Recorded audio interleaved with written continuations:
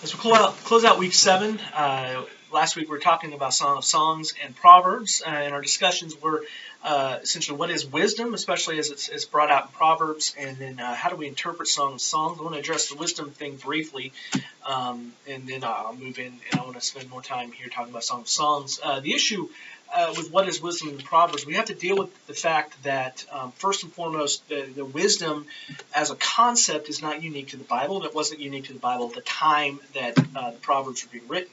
I said times that they were being written because, as even the text itself says, that Solomon is not responsible for all of them. There are other authors here as well. But so it seems that these were collected over a period of time. Now, they did get put into a book, and the concept of canonical criticism would tell us that there's something in the canonical format, the way it's put to all these have been put together that we can find interpretation. I think there's some to that. The idea here is that wisdom is the idea is there's a practical way of life. That's usually how we deal with the concept of wisdom. In the ancient Near East, wisdom was much more than just that practical, street smarts, as we would say it. For instance, in Egypt, and there have been a lot of parallels drawn between Egyptian wisdom literature and biblical wisdom literature. In Egypt, there's this idea that wisdom was basically what kept nature in balance, or something. It's kind of difficult to explain, but it's this idea that something, a material, had the right way of being. And the wisdom was that it was more to being that or being something else. It was almost, I don't want to say existential, but in a sense of, well, I know that doesn't make much sense, but the Egyptian concept of ma'at, I would encourage you to look more into that in your reading, and that this is one of the things that are underlying an ancient Near Eastern understanding of what wisdom is.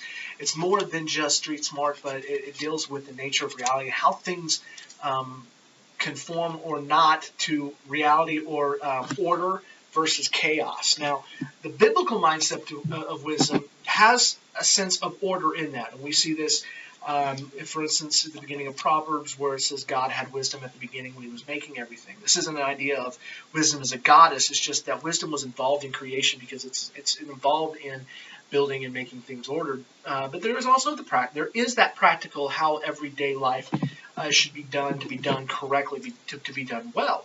What makes biblical wisdom different, especially in Proverbs, is we see at the very beginning this concept of the fear of Yahweh is the beginning of all wisdom.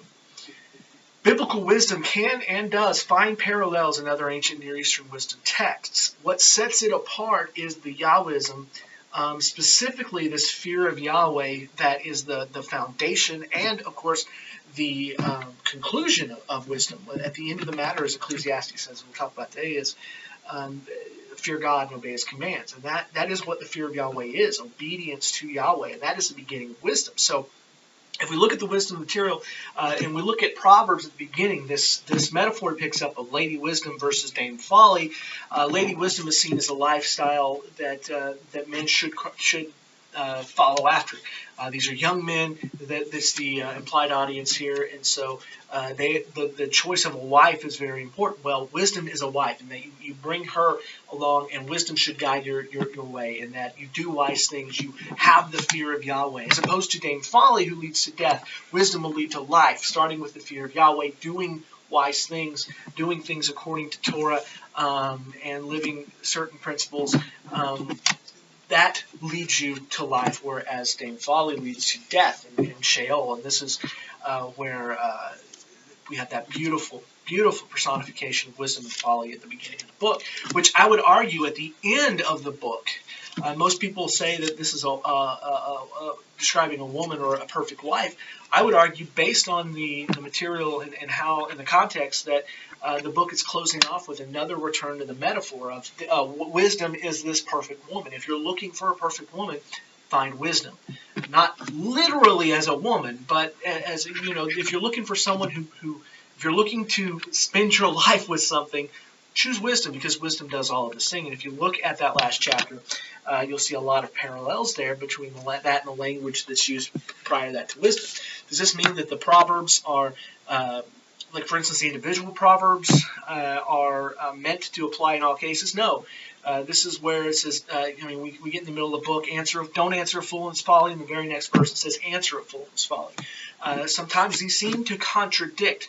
The idea isn't that you look and you put your finger down and say, okay, this verse is how I live my life. No, what wisdom does is follow certain principles and understands when to answer the fool in his folly and when not to, when to apply these in appropriate cases. And that's what the concept of wisdom is. Wisdom is a lifestyle more than just knowing certain things. There's a fear of Yahweh, and this is something that, and a lot of the wisdom literature beyond Proverbs wrestles with some of these issues. What is following Yahweh all about? How do we live life? It really deals with the real world of, yes, we can talk about pie in the sky theology, but wisdom really hits down into onto the ground level and helps us live out our fear of Yahweh in a real way. Going to Song of Songs, and this video is going a little long, but I'm going to let it because I think these are good things to discuss. So as we talked about Song of Songs this week, talking specifically the question of is it allegory, is it not? The case to be made for allegory, from the material itself, there's really nothing in the text that I find or that is convincing that says the author intends for this to be read allegorically.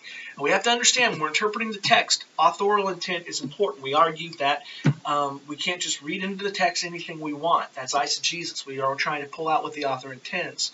Those who would argue for an allegorical understanding of Song of Songs, the burden of proof is on them, that there's something beyond the plain reading of the text that the author intends for allegory to be read in there. And I don't see anything in there that does it. If you're going to argue for allegory, you got to bring the evidence. You can't just say that it seems to fit, because seeming to fit doesn't mean really anything. That's not evidence. Evidence is the author intends us to allegorize it because he says right here that this is like Christ. This is why when we're dealing with allegory, we need to be very, very careful. The Bible rarely uses allegory. They use typology a lot more than allegory because typology is actually linked and connected to the historical and literary context, whereas allegory isn't. Only one time that comes to mind that could be called allegory is when Paul in, I believe it's Galatians, uses an allegory of Hagar and Sarah, referring to the law and of course, grace. But even then, his allegory, he's not arguing that that's how we should understand the text. He's using it as a metaphor to help as a rhetorical device to help teach his point. So when the Bible specifically says this is allegory, we need to understand it this way. We're on safe ground. When we're not, we have to be very, very careful. Song of Songs doesn't say that anywhere. In fact, it paints the picture of an intimate relationship between a man and a woman. An intimate physical sexual relationship. There's a lot of double entendres in there, a lot of very sensual language, and I use that in the real sense of the word, in that all of the senses, this is a whole body experience, the smell, the sight, the touch, the taste. Let me kiss him with the kiss in my mouth because he's sweeter than wine. His lips are sweeter than wine. I mean, this is the whole of the senses are being brought in here, celebrating the physical love and the physical affection between a husband and wife. And there are a lot of euphemisms in there that can seem and actually are quite graphic if we look at it that way. But we understand, or we want to understand, is that this is telling us that God has created sex and that sex is a good thing. Christians get a bad reputation at times for being prudish about sex, and what most people mean when they say that is that we don't go and sell it on the street corner and put it down in the gutter where everyone else does. But there is a sense where we're very uncomfortable talking about it, very uncomfortable even talking about it within the church, sometimes even within marriage relationships, and that's not how it should be. Song of Songs gives us permission to talk about this in appropriate settings. Of course, I wouldn't recommend preaching from Song of Songs, but in appropriate settings, this does tell us that it's okay to talk about this. It's okay for a husband and wife to be very, very passionate with one another, that those feelings aren't dirty or bad. That this is something that God created, and that was good. It goes back to creation.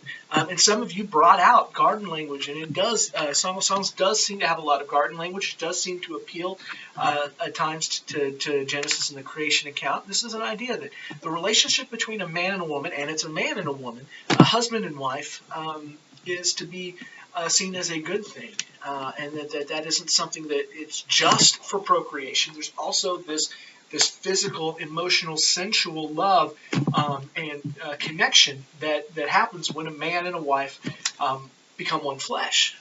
And we shouldn't hesitate to let that happen. A lot of times the desire to allegorize the text stems from this understanding, stems from this fear that we can't be talking about sex because that's a base thing. Well, that's not what the Bible teaches at all. The Bible says human relationships can be good. Is when they are perverted by those who do not have the fear of Yahweh, that it becomes bad. We can say about anything. Eating is good, gluttony is bad, and I'm guilty of that. Being able to speak is good, lying is bad. Sex is good, adultery, fornication are bad. So this really tells us that the Bible is, as much as it talks about God, does tell us how to be humans as well. It tells us how God intended for us to be humans. This is not a sense where the world we're living in is fully a consequence of the fall. No, God intended us to live in a physical place with physical bodies and physical desires. Song of Songs gives us permission to understand that in the correct context.